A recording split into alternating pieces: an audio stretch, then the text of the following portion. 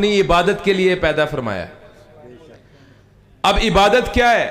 صرف مصلی بچھا کے تسبیح نمازیں پڑھنا صرف محض یہی عبادت نہیں ہے. زندگی کے تمام تر امور اللہ تعالی کے احکامات کے مطابق سر انجام دینا عبادت ہے.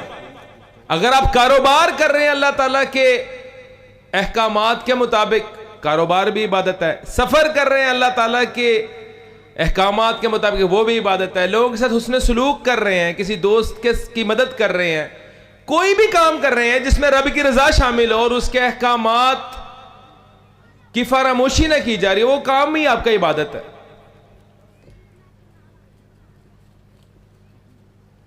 آج میں یہ سمجھتا ہوں ہم لوگ معاشرے کے اندر ایک تنزلی کا شکار ہے. بطور معاشرہ ہم تنزلی کا شکار ہے. اس کی وجہ کیا ہے؟ ہمارے معاشرے کے اندر خود غرضی، لالچ، حسد، کینہ یہ پروان چڑھ گیا.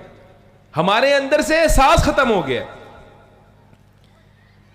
اللہ تعالیٰ نے آپ کو مال دیا، اللہ تعالیٰ نے آپ کو جان دی، یہ اللہ تعالیٰ کی بڑی نعمتوں میں سے ایک نعمت ہے.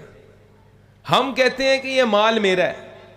پہلے تو آپ کا یہ تصور صحیح ہونا چاہیے، یہ جو مال اللہ تعالیٰ کی طرف سے آپ کو عطا ہوا ہے یہ آپ کا نہیں ہے، یہ ایک امانت ہے.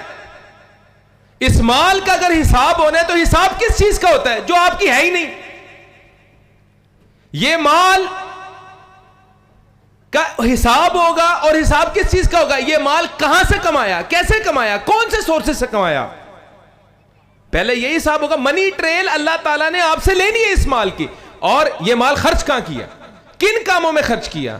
تو جہاں سے کمایا وہ سورسز بھی صاف ہونے چاہیے، کوئی خلاف شریعت نہیں ہونے چاہیے.